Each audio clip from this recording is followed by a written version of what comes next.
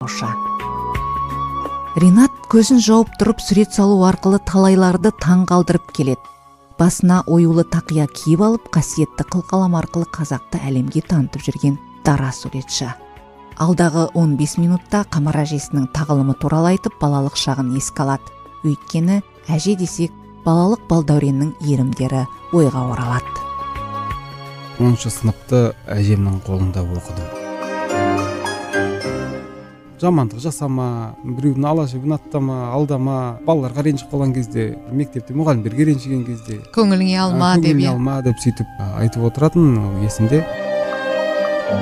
Қазақ ұлты үшін, жалпы мына бүкіл адамзат үшін негізі әжелердің тәрбиесі болу керек. Ақылдары, ойлары, даналық сөздердің бәрі біз үшін өте таптырмас қазына деп білем.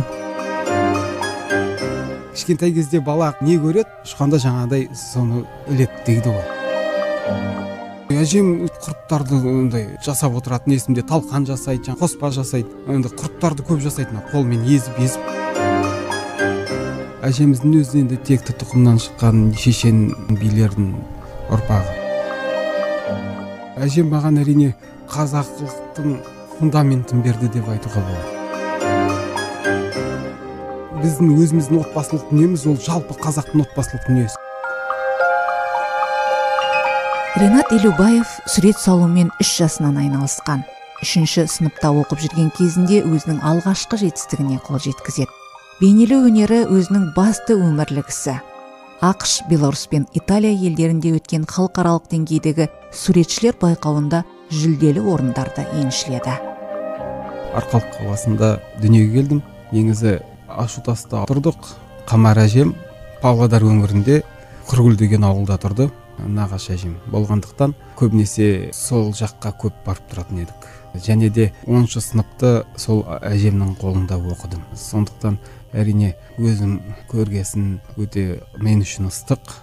Әжелік бейнесі әлі көз алдында. Енді суретші болғасын біз көбінесе бейнеге қатты көңіл бөлеміз. Көрпешелерді оқып, қазақтың орамал, бүкебай бәрі киіп, жаңа ұлттық болмысымен ерекше болып, әже осындай болу керек. Үлгіде кісі. Қазіргі заманда енді ол ондай әжелер енді аздау іс жасап, жаңағыдай тоқып, жаңағыдай ұршық үйіріп, кәдімгі әженің мектебін көрсетіп, қыз балаларға, ұл балаларға жаңағыдай әжеге деген құрмет үлгі болатындай сондай. Сол әжелердің ішінде менің әжем, Қамар әжем. Қазақ негізі үлкен кісілерді сыйлап, жаңа үлкен кісілерден ақыл алып отырамыз, өйткені үлкен кісілер көргені бар, білгені бар. Сондықтан әжелерді құрметтеу, олардың ақылын алу, ол жалпы қазақтың қанында бар қасиет. Әжемнің көбінесе сол жаңағыдай еске алып отырсам, ақылдары енді көбінесе мынау жамандық жасама, біреудің ала жібін аттама, алдама, балаларға ренжіп қалған кезде, мектепте мұғалімдерге ренжіген кезде көңіліңе алма деп сөйтіп айтып отыратын. Ол есімде. Үйде тамақ жеген кезде бір қылшық түсіп кетсе, немесе бір маса кеп қонып қалса, сөйтіп қалса, мен тамақты жемей қойып, сондай бір жеркеніп сөйтетінмін. Сол кезде ол кісі жеркенуге болмайды. Өмірде сондай көп адамдарды білем. Сөйтіп өздерінше болып, жеркеніп, әлдағандай болып жүрген адамдар кейін осы тамаққа да жете алмай қалып, қиын жағдайға ұшырап жатқандарын деп нешеті сол есімде қалып қойды. Содан кейін барып, мысалы, тамақ жеген кезде де бір шаш сондай түсіп кетеді ғой, тамақ болғасын. Оны ала салып жей беретін болдық. Ол кісінің ақылын көп қой енді. Аналардың анасы, даналардың анасы, немеренің панасы, білгенің жөн әжеңді. Әуе толқынында әжемнің әңгімесі хабары. Әженің тәрбиесін көрген балалар көбінесе мейірімді келеді, я? Немерең балаңнан да ыстық дейді ғой қазақ. Махаббатын бәрін немересіне береді ғой. Және де екіншіден ол кісілер өмір көрген кісілер. Сондықтан өмір көрген адам, біз жас кезімізде балаларға қатты көңіл бөлмей, жұмыс басты болып, өмірлік тәжірибемізде аз. Содан қандай тәрбие береміз? Әженің тәрбиесі біз үшін, біздің қазақ ұлты үшін, жалпы мына бүкіл адамзат үшін негізі әжелердің тәрбиесі болу керек. Өйткені олардың білетіні, ақылдары, ойлары, даналық сөздердің бәрі біз үшін өте таптырмас қазына деп білем. Қазақтан шыққан тұңғыш халықаралық Микеланджело сыйлығы иегерінің бір тақырыбы әжелер. Бойына қазақы есті, қайсарлықты дәріптеген даланың дана қарттары.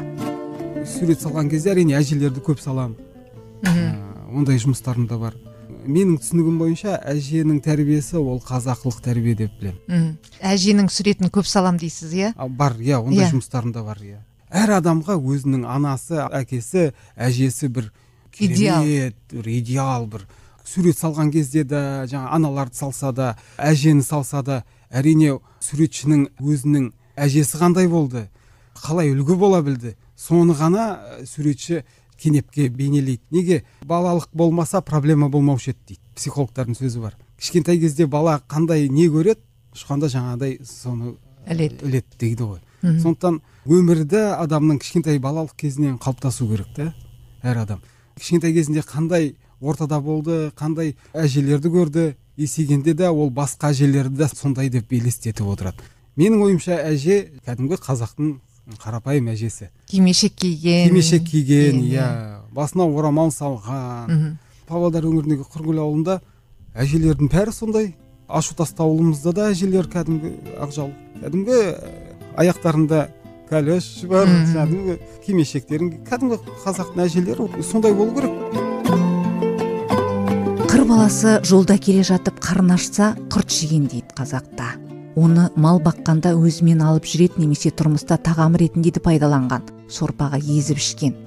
Медицина, химия ғылымдары пайда болмай тұрып, ішер асын талғай білген, аузынан ақ ажырамаған халқымыз қымыз ішіп, құртын жеп отырып ақ көптеген аурудың алдын алып отырған.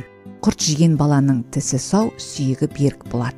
Кеппеген құртты жеуге болмайды, әйтпесе жауын жауады деген сияқты ырымдар да бар. Осыған қарап ақ құрттың қазақ өміріндегі ерекше орнын атап өтуге болады. Алайда неге екені белгісіз, оның дайындалу әдісі Қазақстанның әр өңірінде түрліше. Әжем құрттарды жасап отыратын, есімде талқан жасайды, қоспа жасайды. Құрттарды көп жасайды, қолмен езіп бит қойып қояды, сосын жаңа жоғары жақ қораның үстіне тізіп қояды. Сосын біз қасымда енді тағы да немерелер бар ғой, қосымша. Солар жаңағыдай қораның үстіне мініп алып ұрлайды. Құрт маған да лақтырады. Сорып жүреміз сол құртты ауылда, сол жазды кезде. Сол бәрі есімде енді. Бірақ Павлодар өңірінің құрты, әжемнің құрты тіпті басқа. Тұзы жоқ. Торғай даласында тұзды құрт қой енді. Көрсінше қант та қосады екен. Енді әжемнің құртына үйреніп қалғам, ащы құртқа біртүрлі мына құрт емес деп солай қарайтын болдым да. Себебі бала кезімнен қандай дәм таттым, сол дәм мен үшін таңдайында қалып қоятын әжемнің құрты мен үшін өте ерекше құрт. Басқа құрттар біртүрлі құрт емес сияқты болып көрініп тұрады. Әжеме кетсем жұғысып, тапқандай болам сөзгенін, даналықты ұғысып, тыңдаймыз көзбен көргенін. Әуе толқынында әжемнің әңгімесі хабары. Мысалға, әже кәдімгідей ол қазына ғой, тарих қой. Бүкіл жаңағы ата-бабаң, сол жерде өмір сүрген адамдар туралы көп әңгімелер айтады, мысалға. Түп тамырың кім екенін сол әжеден білесіз. Сондай қандай әңгімелер айтушы еді? Әжеміздің өзі енді текті тұқымнан шыққан шешен билердің ұрпағы, нағашы атам.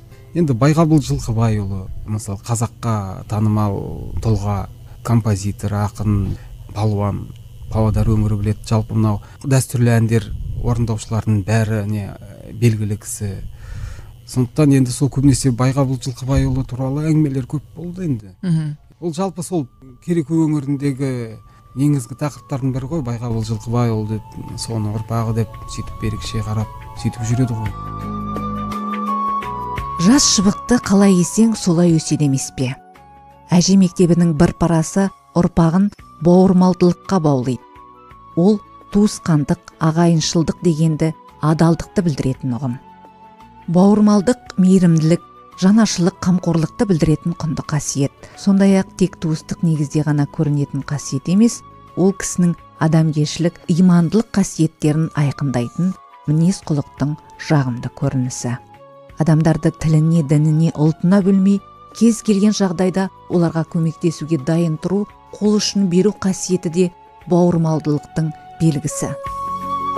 Қазақтың қасиеттерінің бірі ол бауырмалдық. Басқа ұлттарда бауырмалдық деген жоқ болғанмен де кәдімгі дәл қазақтағыдай жоқ. Біз ерекше бауырмал халықпыз. Әрине ол әженің қай жерді қалай алып қарасақ та жаңағыдай бүкіл жерде негізі аналар ғой. Жалпы біздің мынау өміріміз мынау құралу бәрі ана әжелерден негізі құраламыз да. Жалпы өмірге деген мына құлшынысымыз, әжелердің басында бүкіл туыс туғандар жиналып жүреді. Осыны әжеміз кеткеннен кейін қазір ешкім де ол жерге жиналмайды. Бауырмалдық, туыстық осылай өше бастайды. Бәрін басын құрап біріктіріп отыратын, бауырмалдық, туыс туғандық байланысты нығайтып отыратын ол әжелер. Енді өкінішке орай әжелер кеткен сайын ол туыс туғандық ақырында бажырай бастайды. Сондай бір қиын дүниелер бар әрине. Енді қазір менің анамда әже ғой енді. Сол бәріміз сол әже деп бүкіл менің балаларым бәрі әжеге барғым келеді деп сөйтіп. Бір сол жерде бәріміз жаңағыдай келіп басымызды қосып әженің үйінде деп сондай бір ерекше бір туыстық, бауырмалдықты нететін бір ерекше бір қара шаңырақ деп ойлаймын да. Бұл жалпы біздің өзіміздің отбасылық дүниеміз ол жалпы қазақтың отбасылық дүниесіне отан отбасынан құралады дейді ғой. Әрине құралады. Сондықтан ең бірінші ана әжелер, туыстықтың нышаны осы әжелер.